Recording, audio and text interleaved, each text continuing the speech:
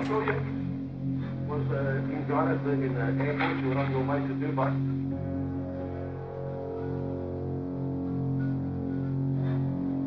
That was a long time ago. No, it's not very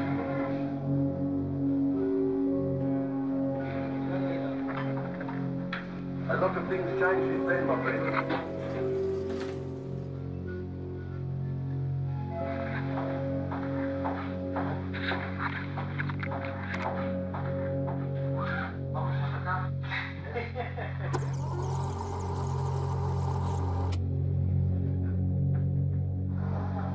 Okay, look, if you work in the dollars, everything goes to US. US monitoring it. I know how they are. We've been fighting, and that's the reason that we want to kill.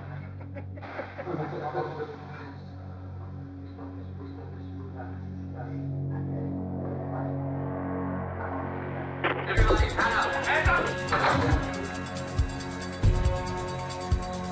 You are under arrest.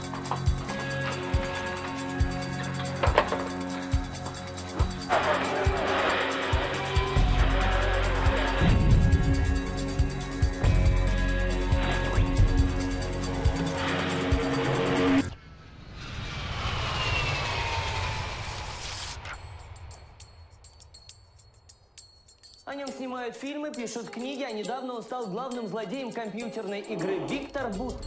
Bout's involvement with arms dealing was the inspiration for the film Lord of War, starring Nicolas Cage. Viktor Bout was ready to sell $20 million worth of weapons. They call him the Merchant of Death. America's only bargaining chip in the dispute over Edward Snowden.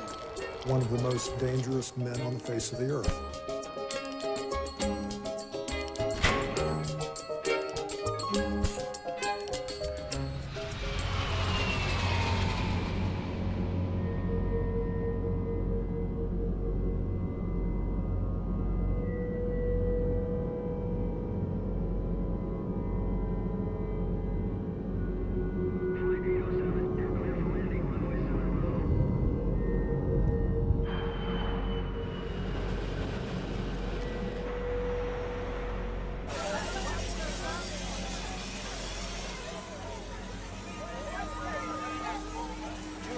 Regrets, Mr. Bout? This is my first visit to America. On the drive to jail, I saw the Brooklyn Bridge. I recognize it from the movies.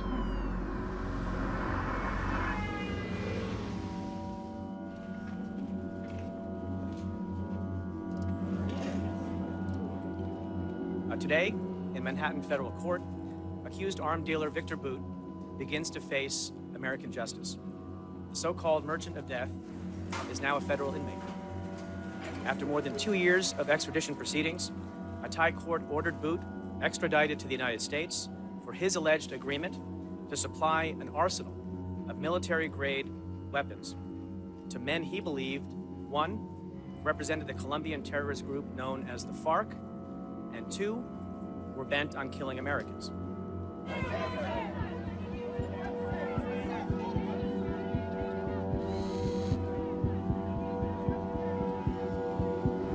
What do you feel about the way ahead? Do you think that he's Какие ваши предчувствия? Добрые, не очень добрые? Я хочу надеяться на лучшее, соответственно, да, как я уже говорила, что, в общем, стоит даже перед виселицей, всегда надеешься, что веревка гнилая и петля оторвется.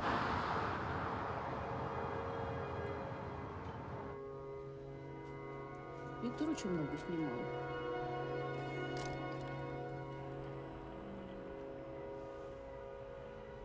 Боюсь, что здесь будут только пейзажи.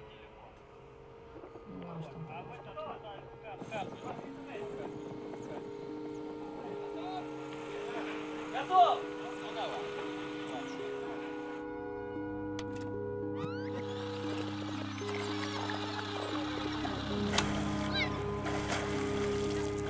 Бобер, выдыхай.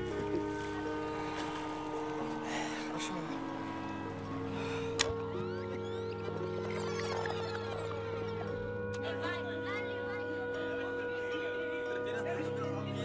It's increasingly difficult to talk with any degree of clarity about what Viktor Bout is or has done, without being seduced into one of two very simple narratives.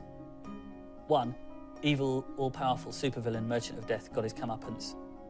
And the other, stooge and victim of a conspiracy. I think both of those very simplistic ideas do everybody a tremendous disservice, because they allow us to avoid confronting some very, very tough questions.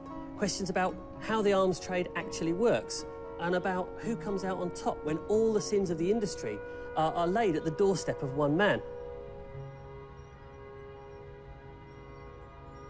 I sit in solitary confinement.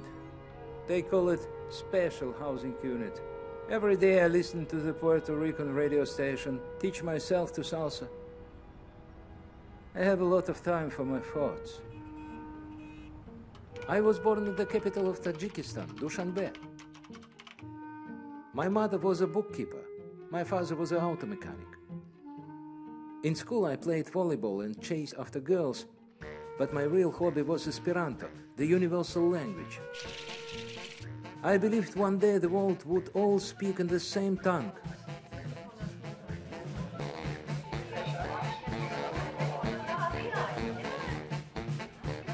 Виктор, у него всегда рождались какие-то идеи, планы. Он постоянно, в общем-то, был вот в центре внимания, но не в плане того, что вот смотрите на меня, а в плане каких-то идей.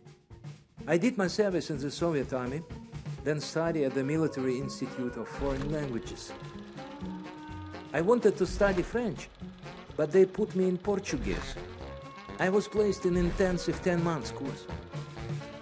In 1987, I leave Soviet Union for first time.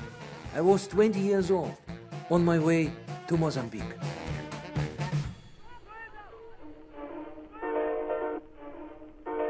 Борьба мозамбикского народа за свою независимость неотделима от всемирного революционного процесса. Viva Mozambique! Viva! Viva Frelimo! Viva! Viva Samora Machel!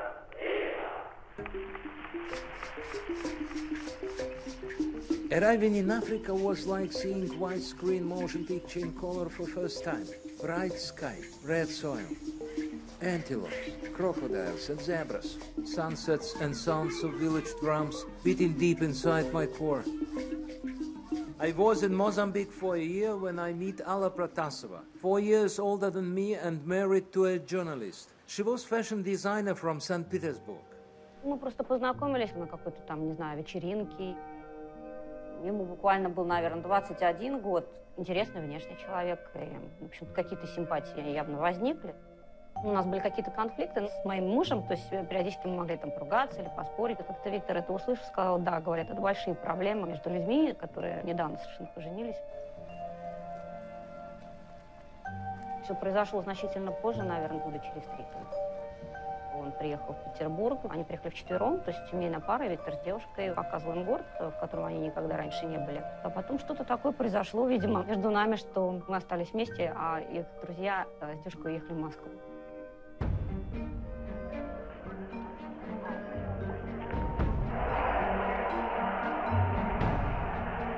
Good evening. The stunning overthrow of Mikhail Gorbachev by communist hardliners dominates the news this Monday. Gorbachev was reported under house arrest as Soviet tanks took up positions throughout Moscow. The central role of the Soviet Communist Party may at last be ending.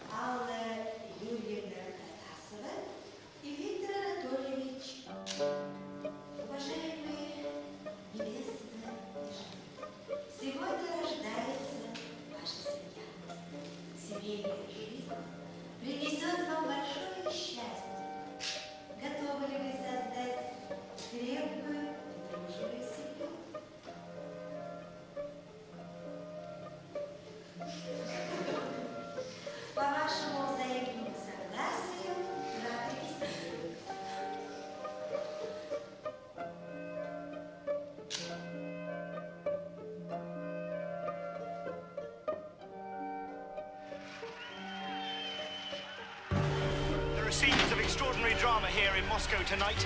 Buses are being used as barricades to guard approaches to the square. 4 people died, shot or crushed by armoured vehicles.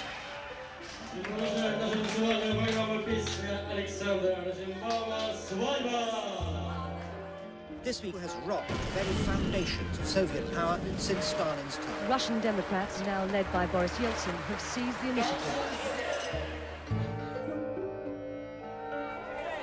Gennady Yanayev, Vice President, under arrest. Vladimir Khrushchev, head of the KGB, under arrest.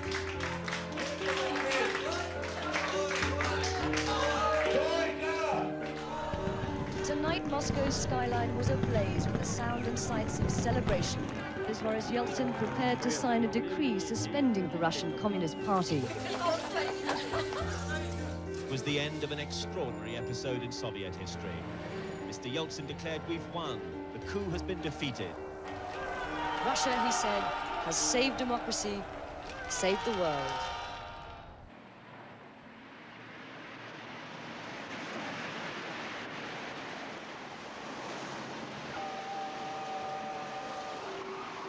We moved into one-room apartment and began our life together, just when country was in ruin.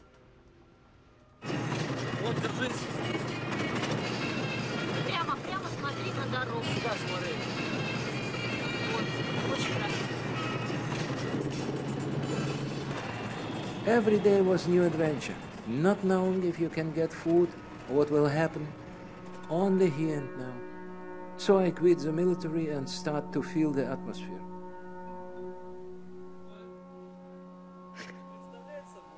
Конечно, это было для нас нечто новое, потому что мы из построения коммунизма перешли в построение капитализма.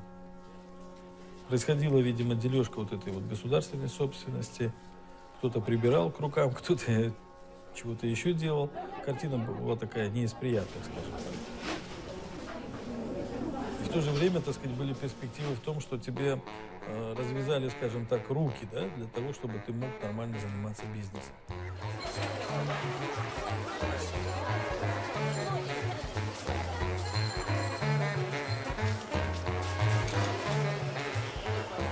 И я помню, первая идея у Виктора была сделать свою какую-то небольшую фирму по продаже товара, который можно было привозить из стран бывшего социалистического лагеря. И привозили оттуда баночное пиво, которого не было никогда в России, там кока-колу, даже не помню, чешские какие-то колбаски. Фирма Виктора стала более-менее нормально зарабатывать уже где-то месяцев через 8. Появились деньги, мы могли себе позволить что-то уже покупать.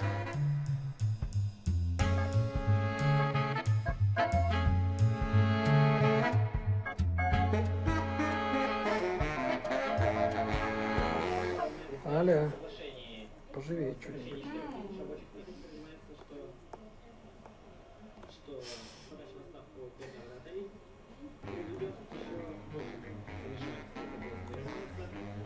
Вертись.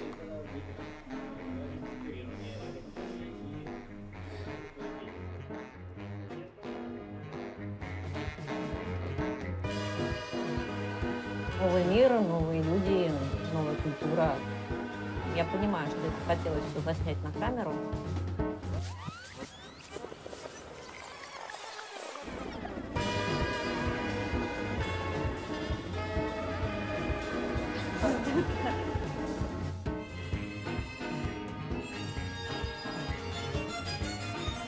Вить!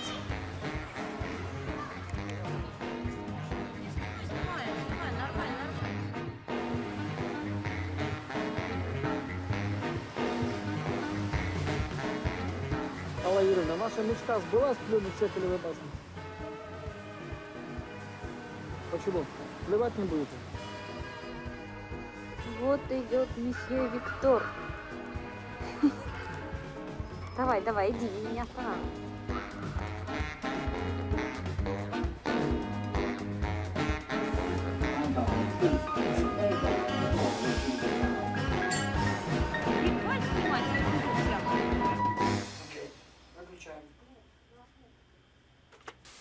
If you had brain, it wasn't hard to make money in Moscow doing business. But all business in Moscow was dirty business. You had to have protection and then protection from your protection. I said to Allah, I don't need this, I'm smart enough. I can make money wherever I go. Schiphol, Amsterdam. Ola and Pearson, traveling to Düsseldorf. Immediate boarding, please, at gate D32. Если в Италии время по кругу они стоят, здесь прямая линия. In 1993, I start new firm with old friend Sasha Kipkala. We established small company in Brussels, 1 secretary and 2 guys in that office. Illusion 76, first aircraft. Брюссель, 20 октября. Рабочая группа. Или портрет свой повесим. Что мы не имеем отношения, как никого к этому офису. Наш самолет стоит. Но на нем не написано, не нацарапано, что это наш самолет. Саш, что тебя послушать вообще? Как куда ни приехал, должна быть отметка. Сделал был Саныч. Да. Our business plan pretty simple. Lease old Soviet cargo plane, sublease for 3 times as much. Sasha makes deal with government of Angola. 2 years, 100 flight hours each month, $1,200 an hour. Easy stuff.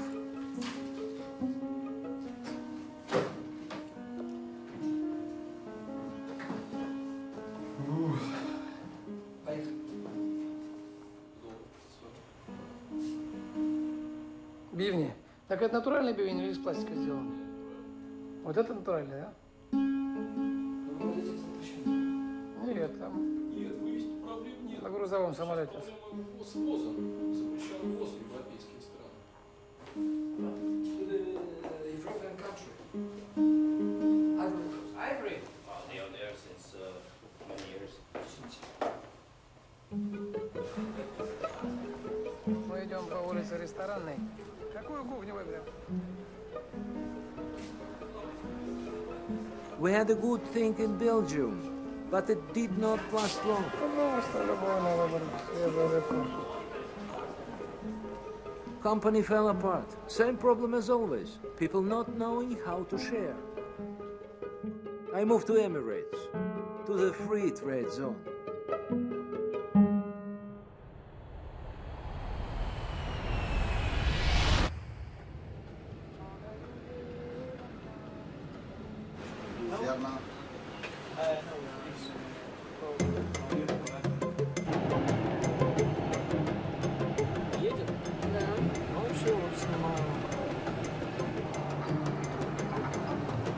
Теперь нас то браться и отдохни, другой пейзаж ловить.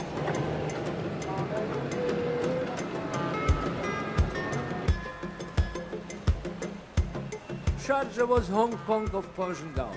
We lived like traders in ancient times, buying, packing, shipping 24 hours a day. For Victor, running his business out of Sharjah was actually a masterstroke in a lot of ways. I mean, there was this huge backlog of cargo waiting to be moved. It was the big bang, if you like, of what we know as globalization. It was a surge of cargo, 200 tons to Russia every day. I remember a person who started with $300 and in 6 months were trading millions. I asked my brother Sergei to help with the business. В основном это были товары широкого потребления. Это был либо текстиль, радиотовары, магнитофоны, телевизоры, компьютеры.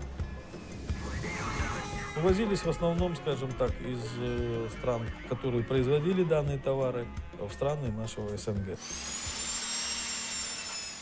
Сейчас 17:00 местного времени, вылет на час. Осталось 7 часов. Снимаем фотохронику трудового подвига дружного коллектива, который за оставшиеся 6 часов соберет этот несобираемый самолет. Хотелось Виктору создать базу технического обслуживания самолетного парка, и этот рынок стал потихонечку, так сказать, как бы расти, как на дрожжах. Трудовые будни. Say hello. This man who was responsible for manufacturing of all that material which is there. This man who chose the material, and this man I don't know, but looks like he also with this man. Взлет-посадка, взлет-посадка. То есть, насколько я знаю, офис не спал практически никогда. понимать в чем-то, что мы что-то где-то двигалось, куда-то бежала, ехала, летела и так далее. Через 45 минут, наконец, этот самолет покинет. Ой, иншаллах. Всем отдохнем. Решите завтра выходной. Да, разреши. О, главное, этим дать запротоколировано. Успех этому самолету, дай Бог, чтобы он долго летал. Чтобы все было.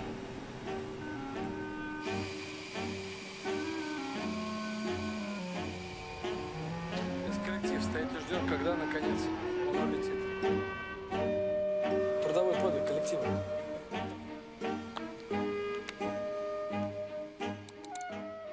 Даже за весь следующий период, наверное, его работы в Эмиратах, то есть я тебе не могу такого вспомнить слова «уикенд». Лиза родилась в Арабских Эмиратах. В общем, я промучилась почти 8 часов, и мы сделали кесарево сечение. Виктора как раз не было на тот момент. Виктор прилетел только на следующий день.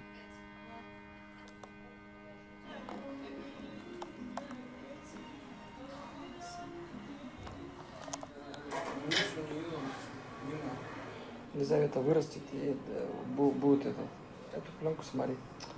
Будет плеваться. Плеваться, да.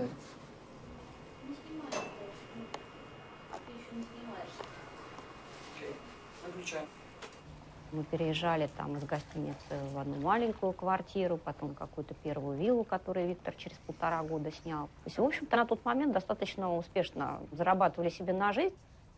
Полный вперед! Сейчас она так сейчас попробует. Мы занимались, и это была интересная работа. Поэтому все шло нормально, своим чередом.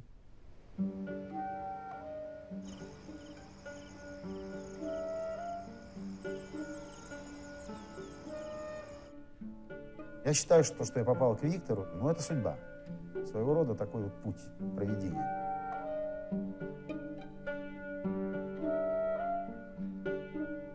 Вот 91 год я ушел из армии. Ушел, так сказать, в никуда, потому что мне нужно было как-то там жизнь, собственно, налаживать. Изначально мы так косвенно были знакомы, поскольку мы учились в одном заведении, в военном институте. И я приехал в Шардже, непосредственно с Виктором познакомился. И он такой очень легкий и быстро принимающий решения. То есть ему не нужно было долго думать, взять на работу или не взять.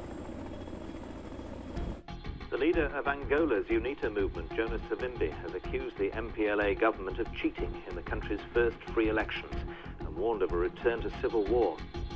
Savimbi has spent 31 years fighting to rule his country. The danger is that he'll now urge his army of supporters to abandon the democratic process and return to the gun. I offered to Savimbi a training program and logistic support. I sent Slava and some Moscow guys. Вылетали из ЮАР, приземлились мы.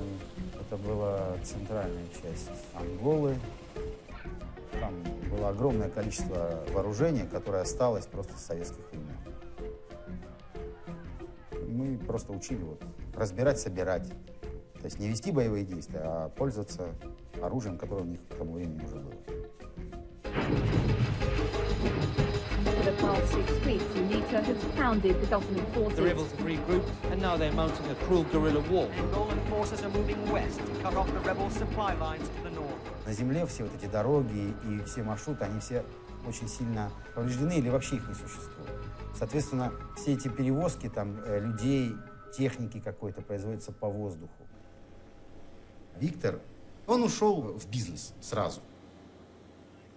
I always think of business as flowing river.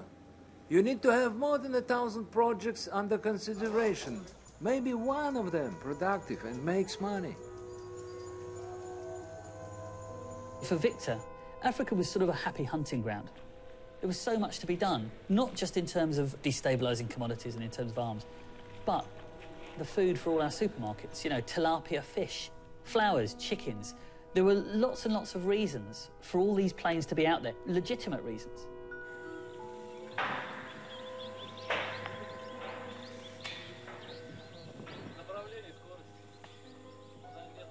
I was always excited to study new technologies and see what can be used, especially in Africa, where everything is needed. Viktor and I met on the airfield of Kisangani in the Congo in 1996, 97, I forget the exact date. I'd been doing some work for an airline which was delivering aid for the Red Cross, and it so happened we were the only two white men in town that night, so we were staying in the same half-decent hotel, and we had a couple of beers together. I should explain that the local beer in the Congo is called Primus, and it comes in 1 litre bottles. So, you know, you only buy a couple of bottles of an evening and you're fairly well accommodated. We talked about politics, we talked about climate change, and I found him quite a good conversationalist. I didn't know anything bad of him at that time. I mean, he was somebody who was involved in the air freight business, but I was aware that he was quite good at it. He was running quite a large fleet of Russian transport aircraft from West Africa, from Liberia, across into the Congo, including on some occasions carrying guns.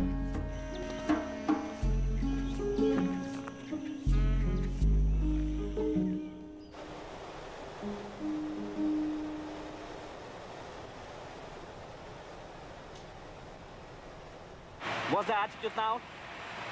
Altitude 28,000 feet, my friend. Okay, very good of you. The sea level.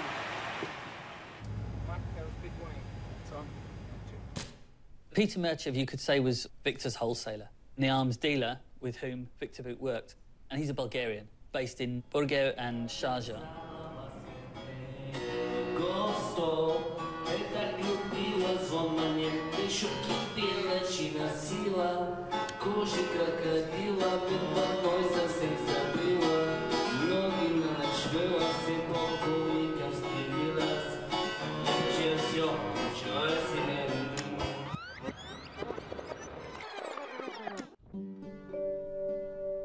With the collapse of the Soviet Union, the Bulgarians were desperate to sell arms because you can't suddenly go overnight from making Kalashnikovs to making Zanussi washing machines.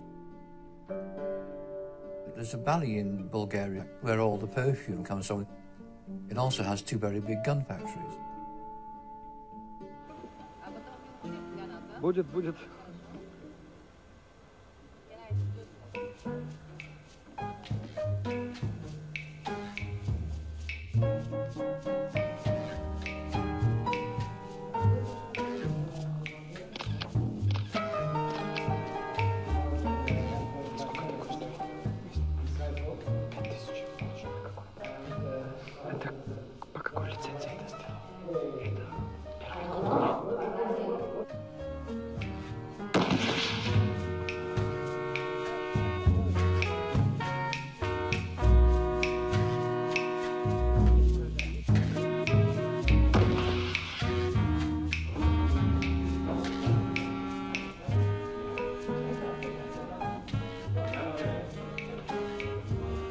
All your people here, we are ready to conclude our task.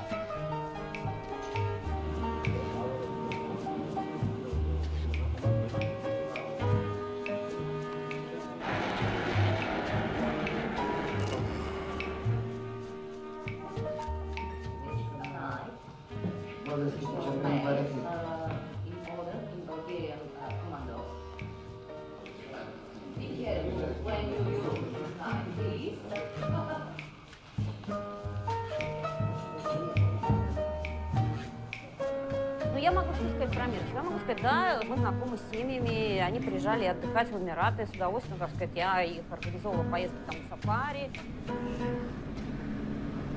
То, что перевозятся военные грузы, это был абсолютно не секрет. Об этом знали все сотрудники фирмы. Давай твой паспорт, сейчас сделаем фотографии, занесем тебя в основной список, ты посмотришь, как это делать. Давай.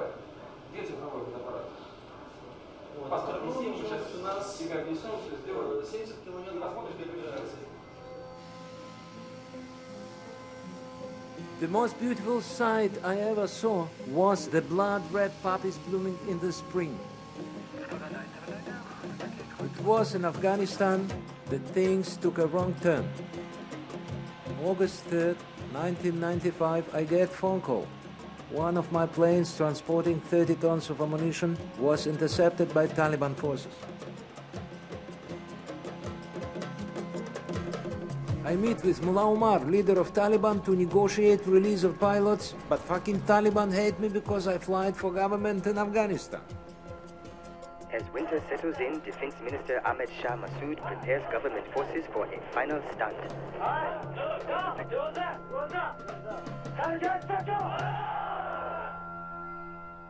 My pilots held hostage for more than a year. Then Massoud helped organize escape plan. During Friday prayers, my men make the move.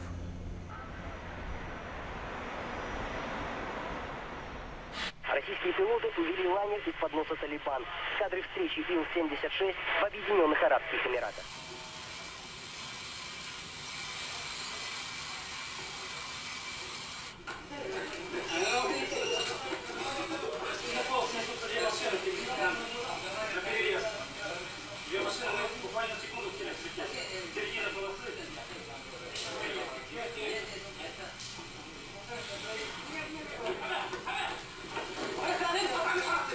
Сюда, пожалуйста, камеру.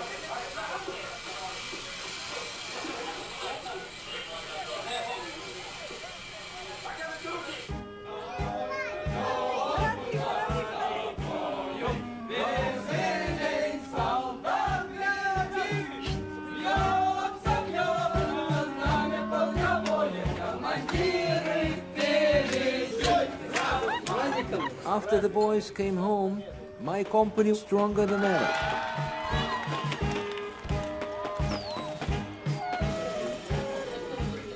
By 25, I was millionaire. My business growing every year. By 30, I had an empire.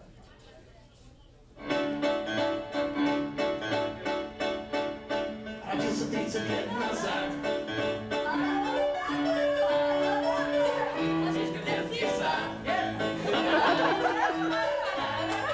Подволить много раз бывал, чернилы разные торговал, а женью немало идут, скажи мне, как его зовут?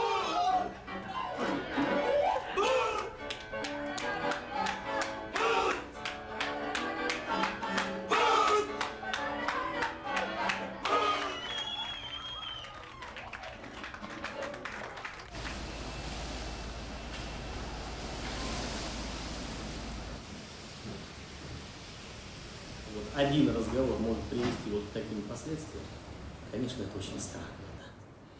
Да? Но ты знаешь, слова, конечно, страшные здесь написаны. Сговор с целью убийства граждан США, сговор с целью убийства должностных лиц работников США, сговор с целью получения и использования противовоздушных ракет и укрывательства террористов. Еще за укрывательство? Нет, ну обвинения, видишь, как звучат. Да. Обвинения звучат вот именно так. Нет, прокуратура грамотно поработала, что она так все потусовала четко совершенно, да, под этот разговор. То есть это просто заранее была проверенная, просчитанная партия.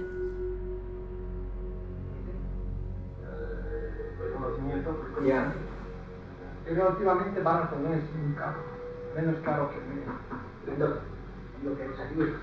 Ahora tenemos la necesidad de viaje. Y para eso necesito toda esta cantidad de cosas que no puedo hacer la más urgente.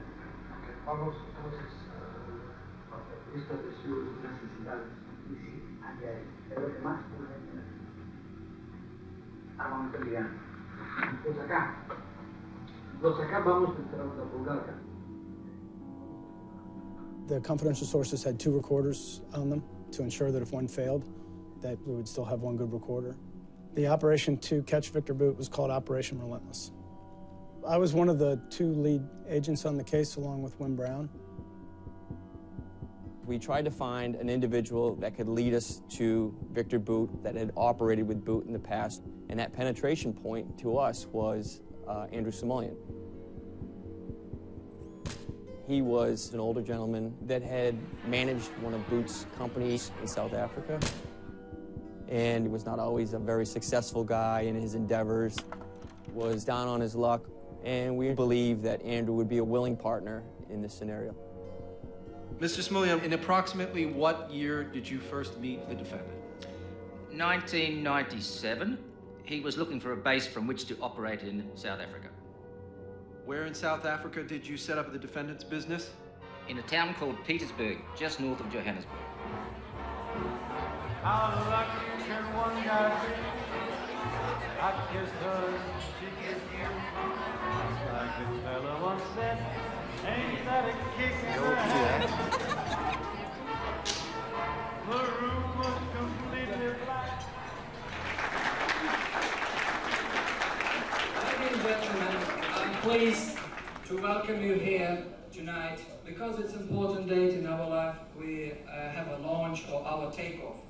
And it's very symbolic. We've got a runway here, which is symbolized that our alliance of North Air Charter and the Petersburg Aviation, and it's allowed us to carry more cargo out in deep bush of Africa. At the same time, we're also pleased to see here our big friends from Swaziland. And with your help, we will make it better, further, longer, bigger, and so on. Thank you for coming and welcome, and please feel you like at home. Thank you.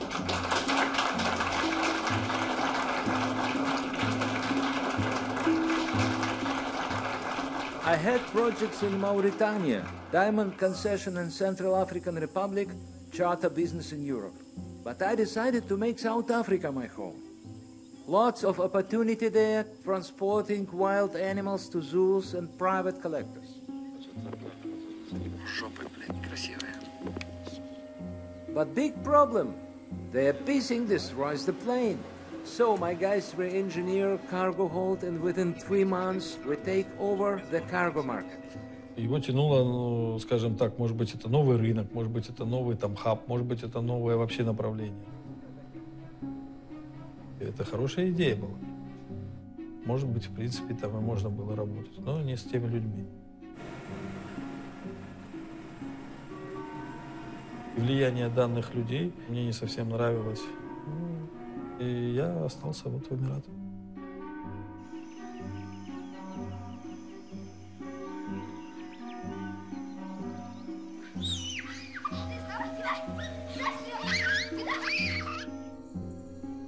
Фирма Виктора стала расширяться.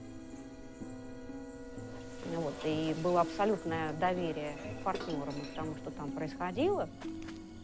В один прекрасный момент мы возвращаемся домой. Я говорю, ты знаешь, странно, почему у нас не горит ни один фонарь? Соответственно, около дома нас просто окружает там банда какая-то из 5 человек с оружием и затаскивают в дом.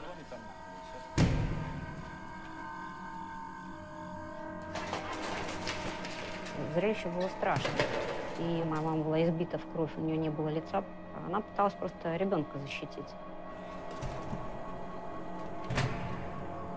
Вся эта компания была очень сильно обкурена наркотиками, то есть, потому что глаза были совершенно бешеные и ненормальные. Но они пытались в доме найти деньги.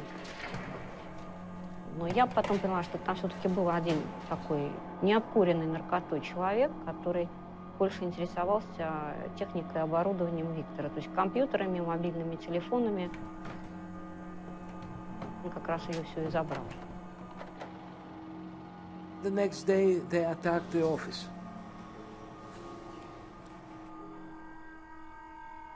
Уже к тому моменту были какие-то конфликты, связанные с тем, что фирма могла составлять конкуренцию государственному официальному перевозчику. Для Лизы, конечно, это был ужасный тоже шок. Она ходила там в какие-то детские магазины и спрашивала, нет ли у вас ножей. Я говорю, зачем? Она говорит, я буду родителей защищать. Мы покинули Южную Африку через 2 месяца.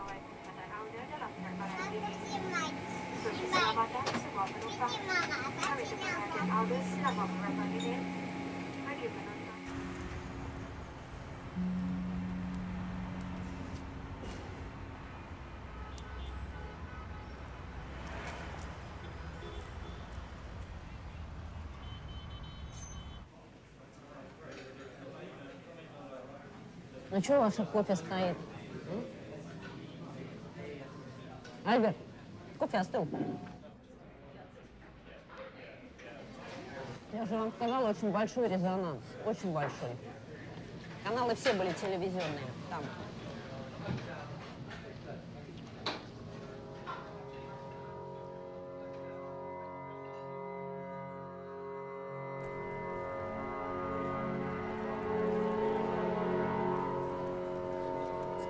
My name is Albert Dayan. I'm lead counsel for Viktor Bout.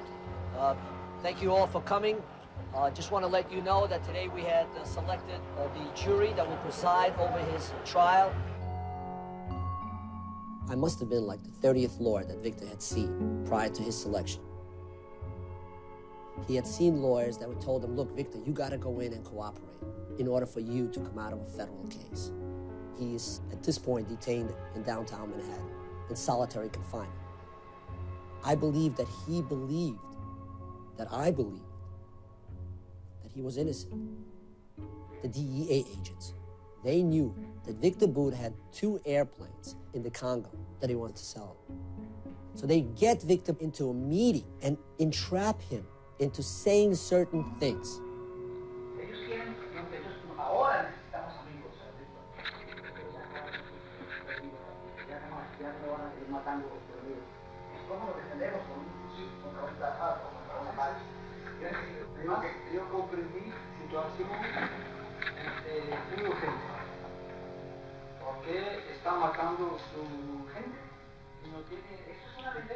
There's a lot of people that aren't particularly fond of sting operations, if you want to call it that. Some people will call it entrapment. But I don't see this being entrapment in really any sense. Entrapment is tempting someone to engage in an illicit activity that they have absolutely no experience in, and that certainly wasn't the case here. The arms trade was Viktor's trade. He had been a professional in that field for a long time. He was offered an opportunity, and he had every ability to say no to it.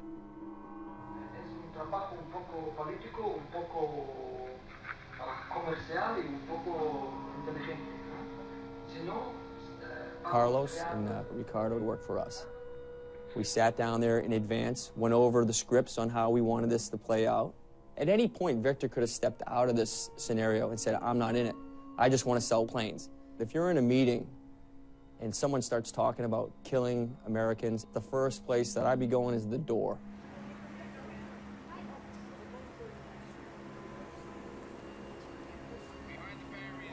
What kind of man is he? Is he a man who could deal arms? Какой человек Виктор? Способен ли он подавать оружие? С 22 ночи уже никому не позвонишь, все уже спят.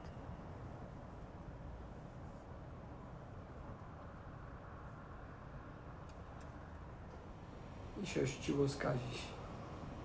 Ничего не скажу, скучно мне. А еще чего хочешь? Домой хочу. Больше ничего не хочешь?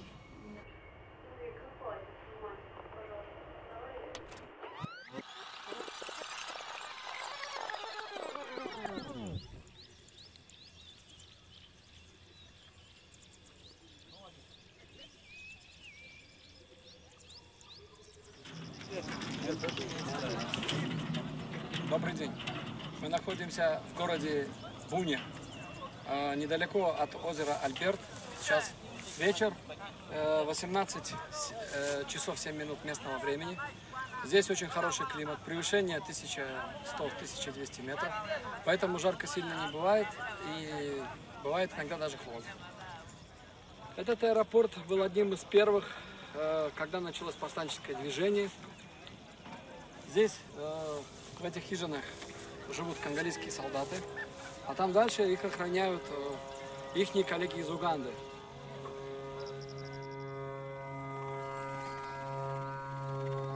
It's been a long and brutal war in the Congo.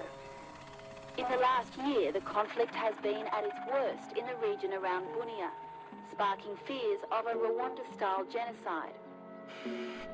Following the assassination of President Laurent Kabila, former businessman Jean-Pierre Bemba rallies support in local elections for his Uganda-backed MLC party.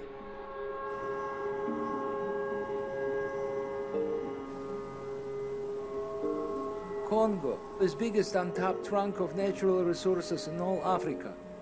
That's why wars there will be endless.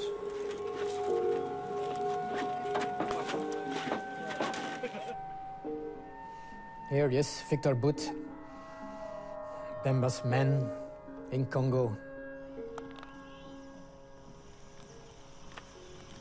The first time I saw Viktor, I heard his first name, and then he gave me his card, business card, Viktor Bout from Central African Airways based in Kigali, Rwanda. Viktor, he loved to be in the field. And he could have gone to a hotel, but he preferred to stay in a little tent on the airport. Usually in the morning, it took a little while for making satellite phone call.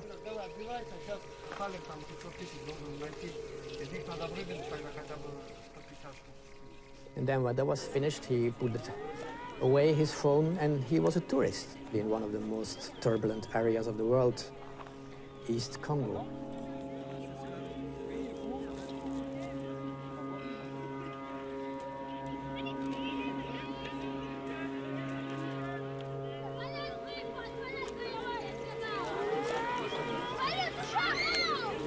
Viktor was filming the whole experience here of Bemba visiting the town of Aru.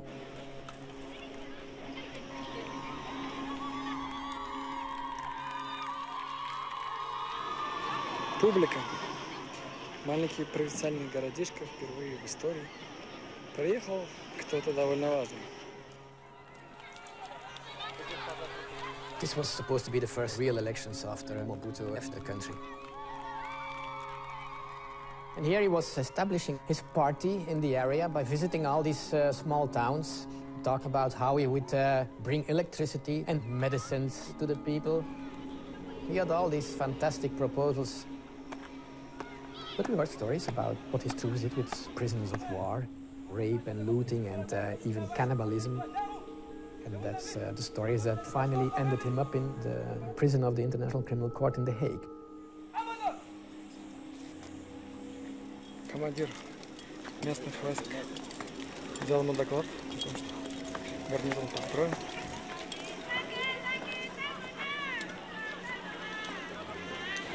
Сейчас они будут петь национальный гимн.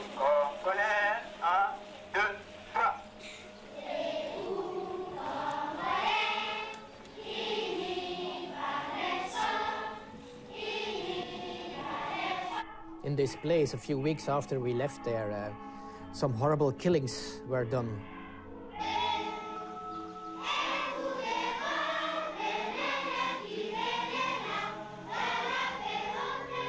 Viktor saw Bemba as a future.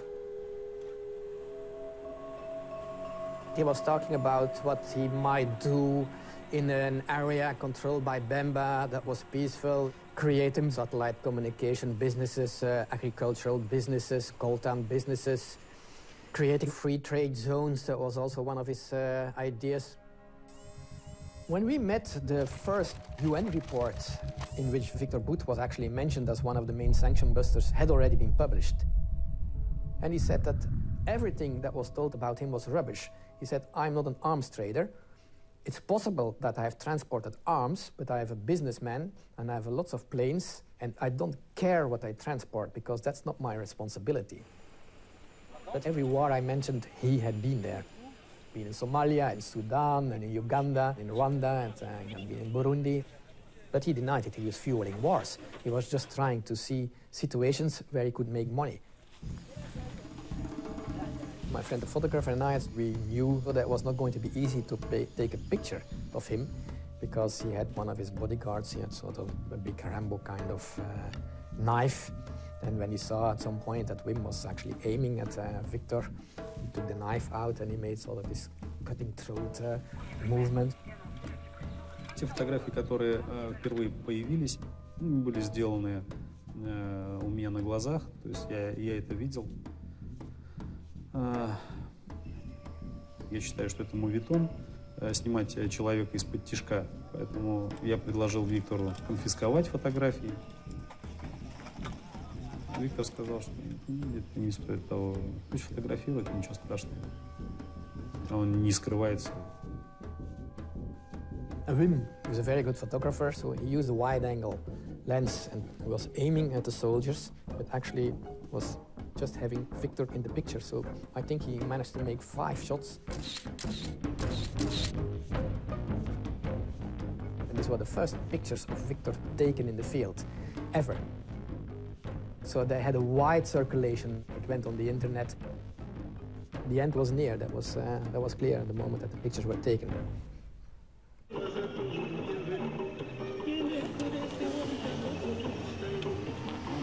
Да, пусть они сейчас сходят в Национальный парк Анголы и попросят узнать, получили должен эту гарантию, но, видишь, гарантия будет всегда тогда, когда они перечислят деньги.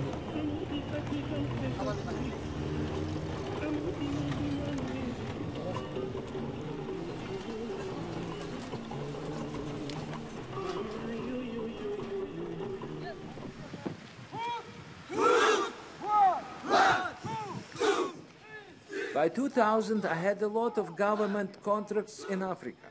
When Kagame became president of Rwanda, he hired my guys to train his troops.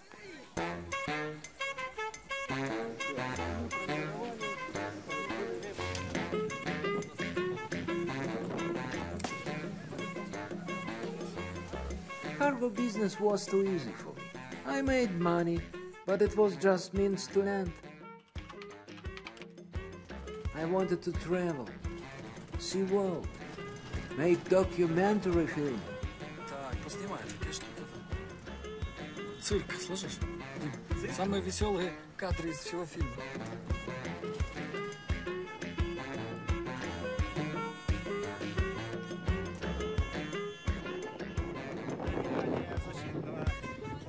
Эти плащ рукава и снятие.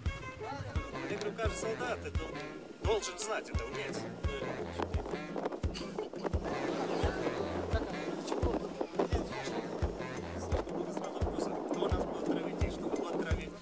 В принципе, если их одеть противогазу куда-нибудь выпустить, противник сбежит, скажет. Бери булку, инфаркт.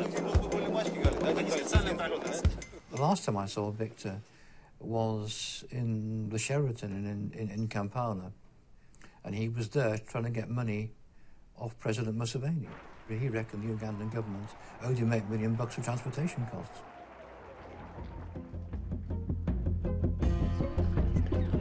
Ну, я так полагаю, это где-то приблизительно в 97-м году, наверное, может, в начале 98-го года начинается вот эта шумиха. Она сначала связана была с какими-то публикациями, с докладами ООН. I think that the first time Viktor Bout was on my radar was in the late 90s. And it was just seeing this name cropping up again and again. Viktor Bout is indeed the chief sanctions buster at the present time, a real merchant of death. Первый раз, когда я услышал Викторе как о торговце смертью, чувствовал, что, по-моему, у английского министра не все в порядке с головой. У него внутренне не было состояния, как я понимаю, того, что он в чем-то перед кем-то виноват. Его организация получала какие-то золотые статуэтки от шейхов Шарджи за развитие аэропорта, инфраструктуры. Но он вполне себя считал официальным бизнесменом. Он настолько наивно полагал, что вокруг него сочинить какую-то историю невозможно. He's known as the world's most efficient postman, delivering almost any cargo anywhere in the world, especially if it's illicit weapons. The notorious business of arms trafficking has netted Viktor Bout hundreds of millions of dollars, but he remains something of a mystery man. Joining me now is Douglas Farrar, the co-author of The Merchant of Death, Money, Guns, Planes, and the Man Who Makes War Possible. I've got to start off by asking you, who is this man? How did he get so entrenched, do you think, in so many different places at once? You never shoot the postman, and as you said earlier, his mantra was to deliver the packages wherever they needed to go and deliver them on time. He switches his company's registrations, he wires his money to different groups around the world, he hides his tracks incredibly well. Victor's arms trafficking was less than 5% of his total uplift of cargo. Viktor Bout is not the merchant of death. He is a merchant of some death. Because on occasion, his aircraft willingly carry guns for people who use them to commit human rights abuses. One of the problems with the illegal arms trade is that most of it is actually probably not terribly illegal. Governments are actually quite loath to make international laws tougher because it stops us supporting our friends. There's no law anywhere which says you can't carry guns. When you want to make money by carrying cargo, how many questions do you want to ask? As long as it's legal, or appears to be legal, what else do you need to worry about?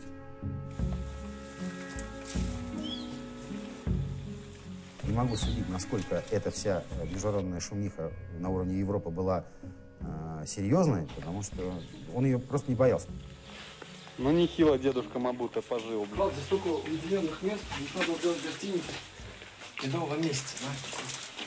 Потом каким-то образом он понимал, что вокруг него почему-то сжимается кольцо.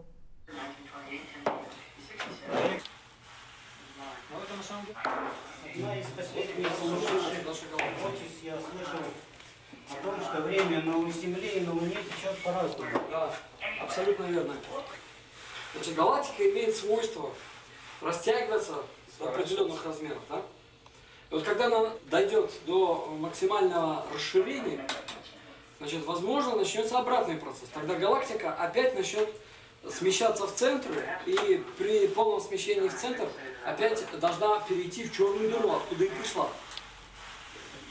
Вообще я очень долгое время изучал как бы теорию антропии, перечитал почти все, что было издано. Нет, стремление системы к саморазрушению.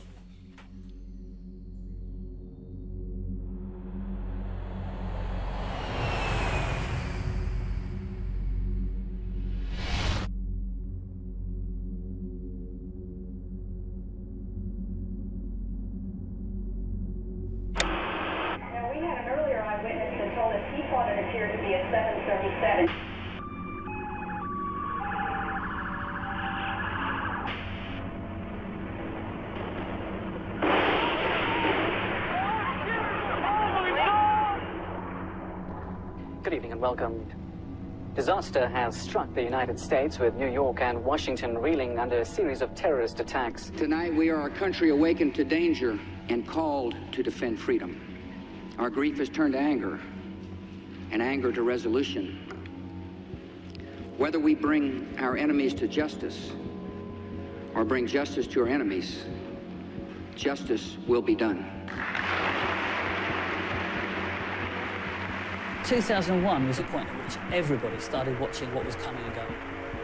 Suddenly all eyes were on whatever was on every aeroplane in the world. You know, it all had to be checked. For Viktor, obviously, this was very bad because that meant that not only was there a lot of sort of scrutiny suddenly coming on businesses like his, but Viktor had been doing business with some of the very people that were suddenly under the spotlight.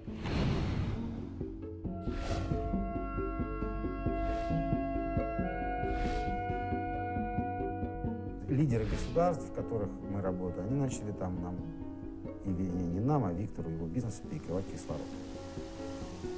В Центральноафриканской республике президент, который, ну, так сказать, с благоволения которого мы начали работать, создавать там авиакомпанию официальную, немножко повернулся как бы.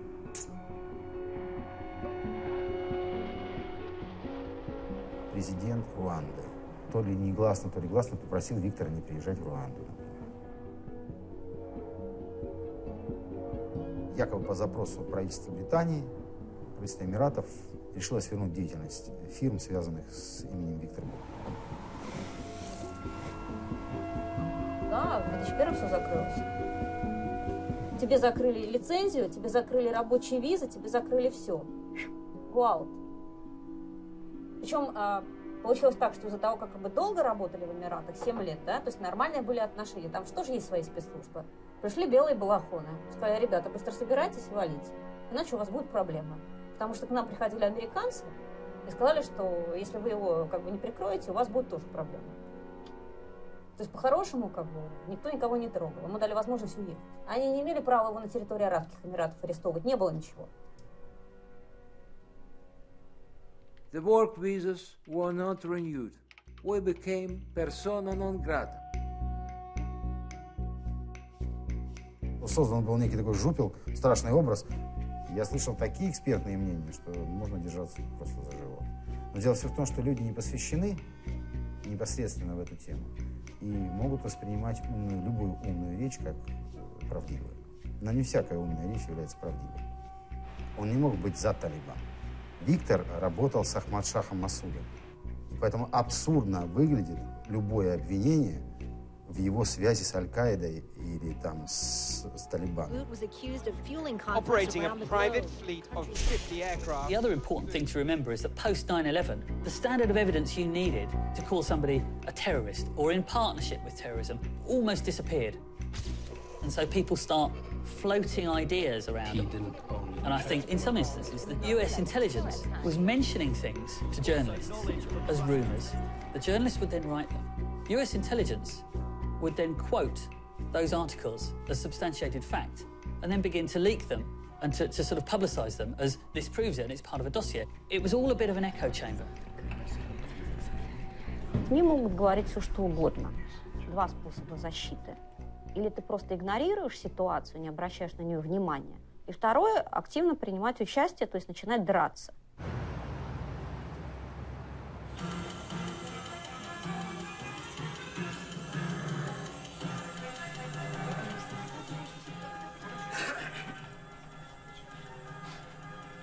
Нашего сегодняшнего гостя в студии представить можно по-разному. Ну, просто это звучит так. Виктор Bout, российский предприниматель. А можно представить и таким образом. Это человек, которого западные спецслужбы называют едва ли не основным поставщиком оружия террористической сети Аль-Каиды и даже самого Усамы бен Ладена.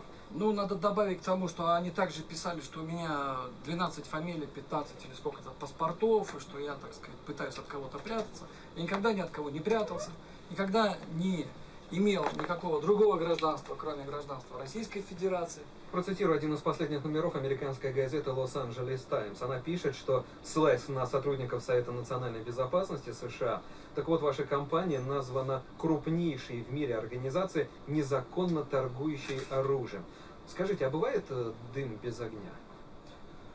Когда заказчик у вас заказывает определенный вид транспорта и платит вам за аренду почасовую, что перевозится, как перевозится, регламентируется уже не владельцем транспорта, а той организации или тем лицом, которое взялось организовать данную перевозку.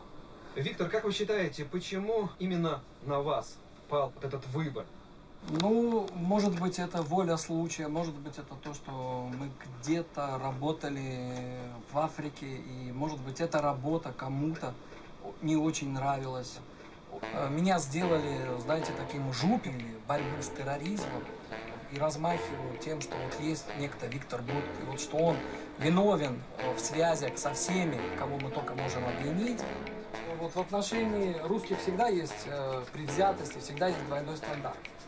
Например, если есть русский предприниматель где-то за рубежом, всегда очень легко приклеивается русский, следующее слово мафия, следующее слово оружие. От меня должно пахнуть водкой и чесноком, и я должен быть русским медведем и пугать западный мир. Бойтесь. Большое спасибо. У нас в гостях сегодня был в прямом эфире Виктор Bout. Виктор, большое вам спасибо. I think that Victor was naive to think he would clear his name. Because, let's face it, it's quite nice to have the Russians as the villains. We're used to it. It's part of our comfort zone. I mean, it's interesting that the Russian slang word for a gangster is businessman, B-I-Z-N-I-Z-M-A-N. And many ordinary Russians are quite unable to understand the difference between a businessman and a crook. I think that he did not have sufficient moral fibre to necessarily realise when he was overstepping the mark and doing things that were wrong. Morally wrong, as distinct from legally wrong.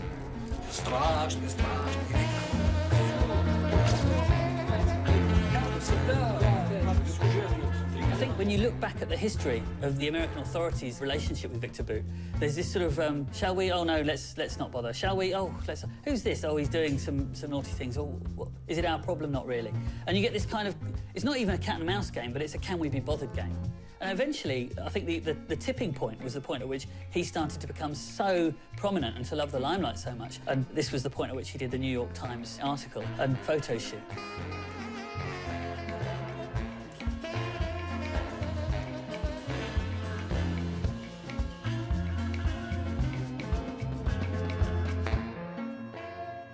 Его вот эту позу практически его поставили.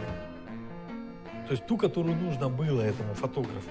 И я тогда, когда увидел, я говорю, слушай, да он тебя просто, говорю, использовал. Ну, впрямую, неужели ты не мог понять?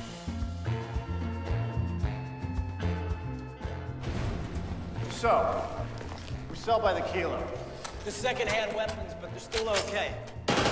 Is it true that there was a Hollywood based on your I story? feel very sorry for Nicolas Cage, who went to play this Orlov. It's very silly, and I feel pity for... It's a bad movie. He certainly isn't the huge villain he's painted. He's a fool, rather than a villain.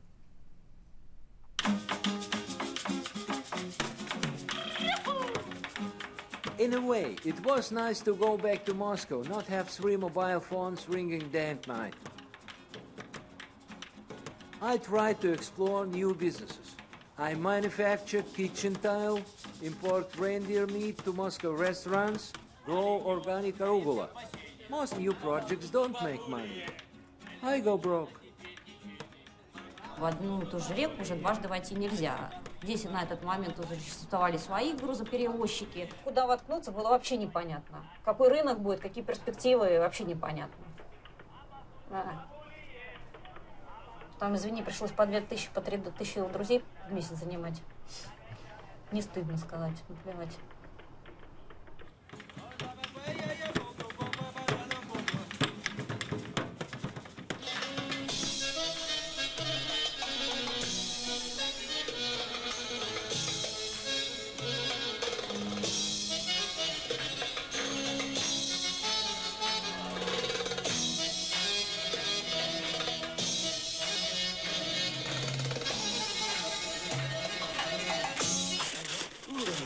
Дядя Витя. Это дядя Витя с Тимуром балуется. Кошмар. Варя, варежку дай. О, еще раз нажми. Все нормально. Ну как про снег? Кайф полный. И когда на него ложишься, даже не чувствуешь. Чайку? Ага. Таежного. Опс.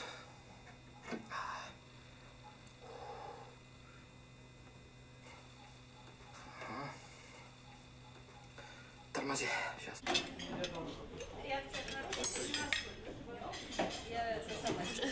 Я мужу полную тарелку. Очень приятно, что ты у нас, да, что так давно мы тебя не видели здесь. Отмечаешь день рождения все-таки в России. В России. Тяжелое время, все русские люди, да, возвращаются домой. Домой. Спасибо тебе. Все понятно.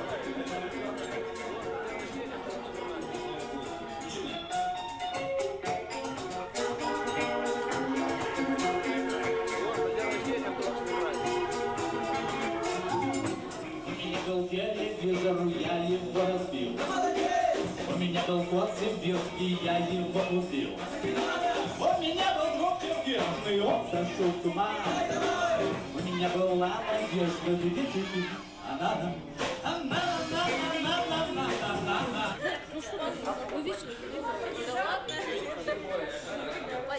Но за то, что в жизни жизнь всегда состоит из разных полос, там, белых, черных, красных, зеленых, неважно.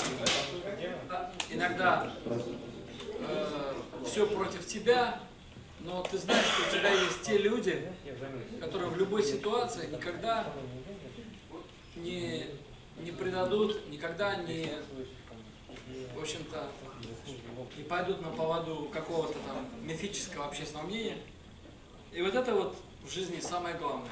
Я сейчас хочу выпить за всех, за вас. Мы все равно когда-нибудь победим. Врагов. Дракона. За партизан.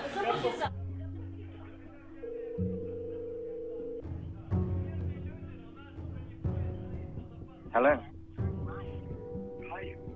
We were just talking about you because we're going to eat at a restaurant and the 3 of us are together. You know, that's very critical also. It's a foreign place, okay. You know, this shit, you know. I'm not being prepared and I'm not, you know, really also feeling to do something because it's not for me safe to. In 2007, we made contact with Andrew Smulian. In January of 2008, Smulian goes to Moscow to make contact with Viktor Bout. Viktor trusted Smulian. I mean, that's the most basic understanding of what their relationship was. Within a very short period of time, Smulian left Moscow after discussing the specifics of this proposal by the FARC undercover operatives. Bout said that he could meet in Thailand, and at this point it was game time. Hello? Okay, look, my side, we now fully ready. Yeah. But we only meet, we don't do anything there. Okay, I'll talk to them in the morning first thing. Okay.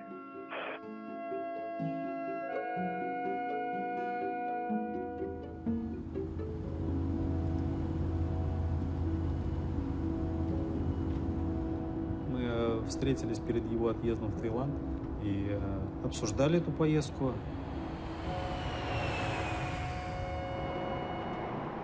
Ну, он говорит, я собираюсь полететь в Таиланд, есть покупатели на вертолеты, и, может быть, удастся продать самолет.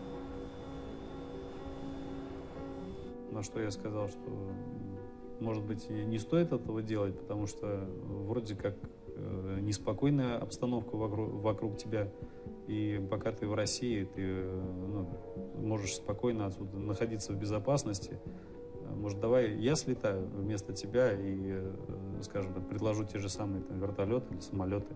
На что он сказал, нет, это та встреча, которая может быть определяющей. Я бы хотел слетать туда сам, тем более не был в Таиланде и давно не был в Азии. Хочу полететь сам. Ну, и полетел.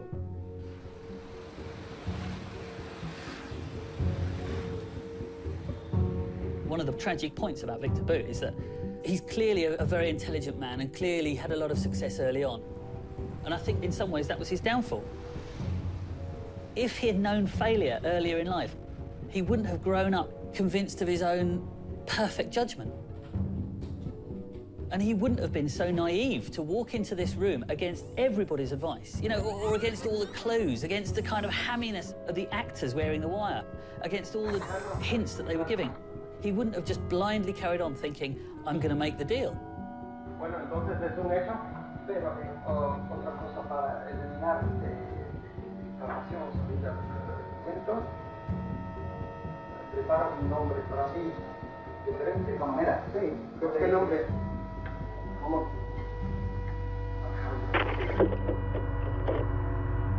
Everybody, hand up! Hand up!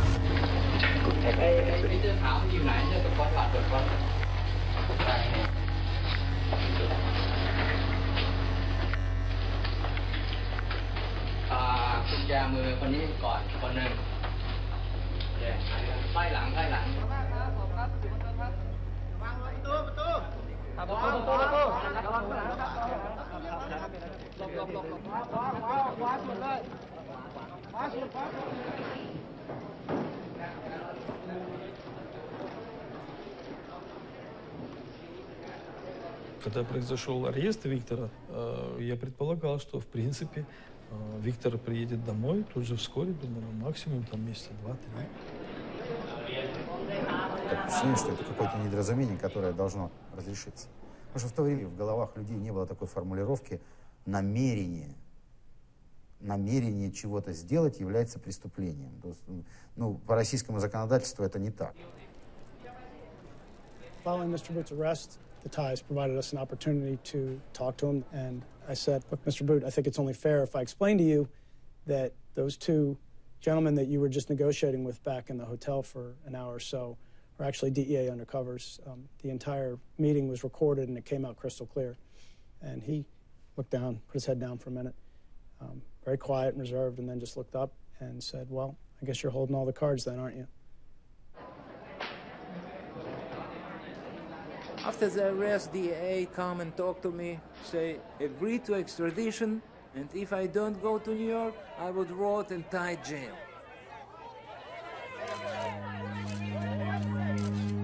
There was a political desire to make somebody pay for the illegal arms trade. He's a convenient scapegoat. He's not the only Russian businessman whose aircraft have flown weapons. I mean, I'm certainly aware of also American businessmen who do the same thing. The tragedy is that there's been this huge waste of time and resources, which has put somebody away in prison for God knows how long, and has done absolutely nothing to try and curb the excesses of the illegal arms trade.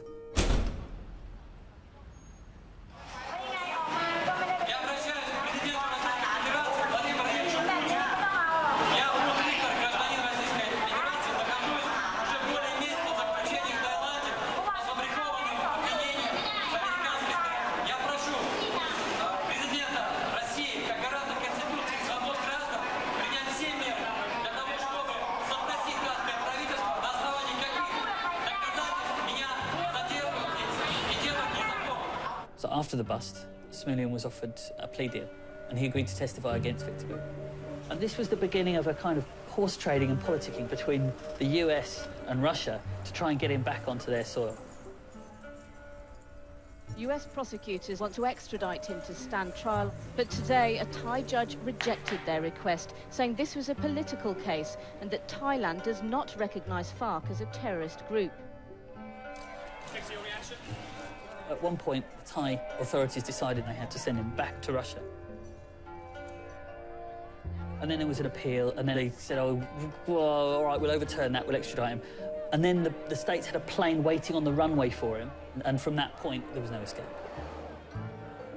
I was shocked to see how international politics played out.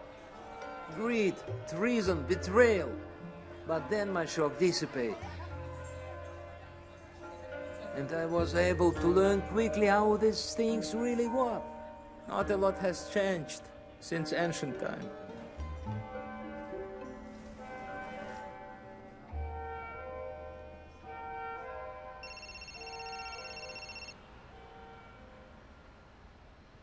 Алло. Привет. Чего ты не позвонил во вторник? Я, честно говоря, уже волноваться начала. Все понятно. То есть у вас пересчет был? Ладно, ты что-то какой-то заведенный. У тебя все нормально? Елизавета со мной, да, все нормально. Ну, более-менее тут. Соответственно, она там опять что-то пропустила, поэтому будет досдавать в конце августа. Собака выросла, кусается, вообще безобразие полное. Какая-то не собака, а обезьяна. Вот, у тебя сейчас закончится. Ты когда будешь звонить? Говори быстрее. Ну, все, хорошо, давай, мы тебя обнимаем. Пока.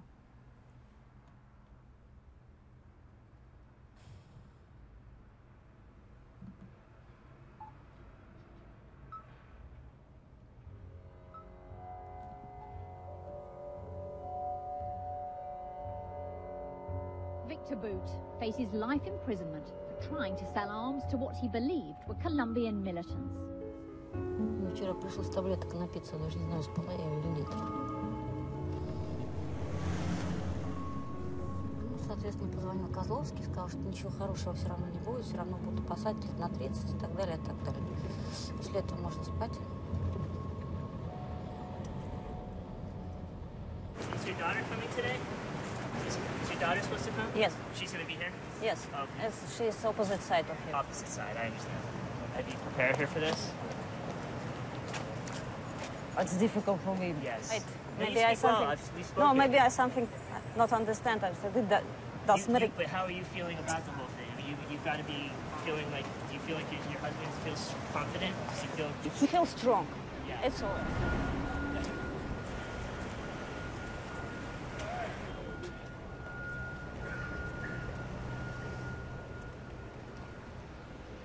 Viktor Bout showed little emotion as the jury's unanimous guilty verdict was read out. Mr. Bout, do you wish to say anything to the court before sentence is imposed? I'm innocent. I don't commit any crime. There is no crime to sit and talk. If you're going to apply the same, standards to me, then you're going to, jail all those arms dealers in America who's selling their arms and ending up killing Americans. At the trial during sentencing, the judge asked Viktor if he had anything to say, and for the first time he got up. Somewhat composed in the beginning, but it quickly turned into a rant. Even the agents, they start to say, oh, we saw the movie about you, we're so excited, let us take picture. I'm for them like a trophy, like, hunted deer whom they killed. I was taken back by what he said. I mean, how can he not see what he's done in the past is wrong? I think the real Viktor came out at that moment. There was a lot of anger. He wasn't happy about it. He wasn't happy that he couldn't be Viktor Bout anymore. And he let his true colors show. It's a double standard. It's a hypocrisy. I want to go home. I don't commit any crime. I'm innocent. Thank you, Mr. Bout. Now, I have a lot to say. I begin with the nature and circumstances of the offense.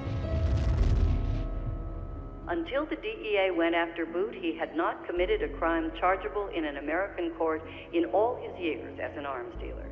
And but for the approach made through this determined sting operation, there is no reason to believe that Bout would ever have committed the charged crimes. Based on review of the statutory factors, I intend to impose a required mandatory jail term of 25 years in custody.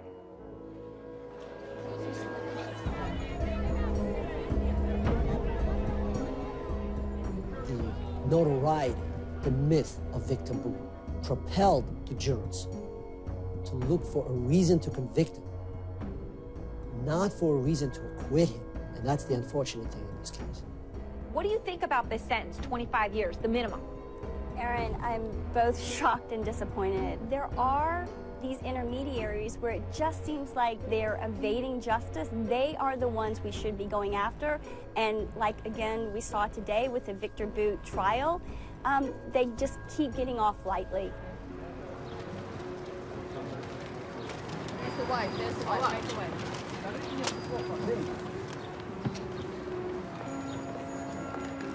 И тот срок, который сегодня дали Виктору, это минимальный срок, который было возможно вообще дать. Я думаю, что если бы она была не ограничена теми рамками закона, которые здесь существуют, дело было бы вообще закрыто.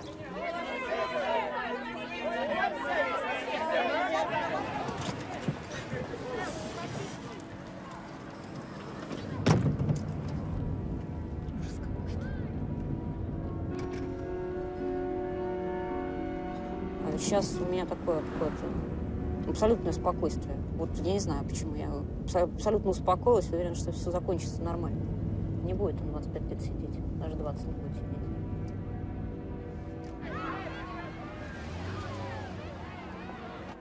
Праздновать. Надо в бар пойти. Только не с кем.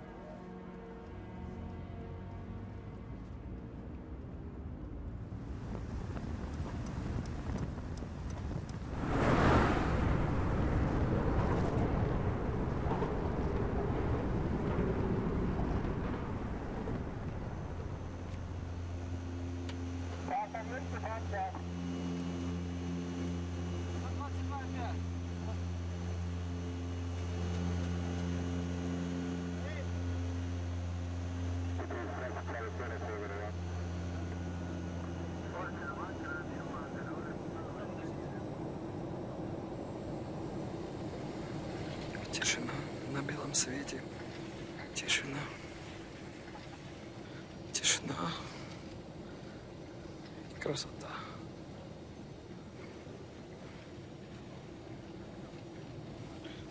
$8000. Что-то страшно, конечно, на такой высоте ездить. А вдруг что-нибудь будет? А вдруг не будет? Вообще, упасть, разбиться очень легко. За красоту надо платить.